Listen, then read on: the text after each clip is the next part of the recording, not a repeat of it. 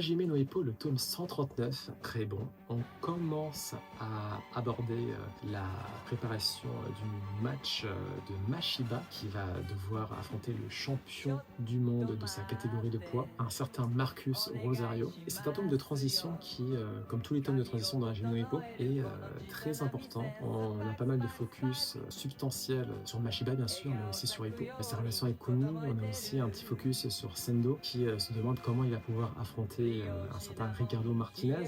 L'une des grandes forces de George Morikawa est de faire monter la tension, de faire monter l'intensité d'un match en s'attachant à du slice of life, pas du tout inutile.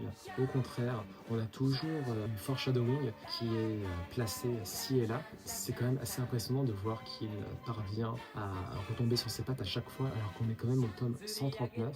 Du côté de Miyata, on a également un peu de nouveau. Il fait du surplace en attendant Hippo notamment, mais on se demande si à un moment donné il va avoir le déclic, de même que Hippo. Est-ce qu'il va avoir son déclic? Bien sûr que oui, il l'aura, mais quand?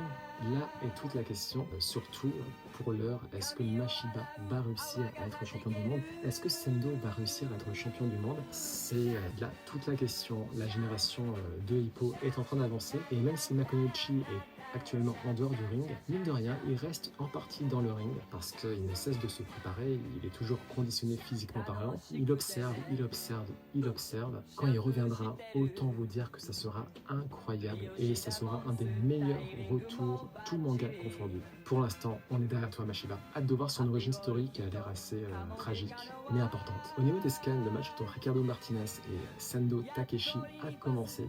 Autant vous dire que c'est tout simplement formidable.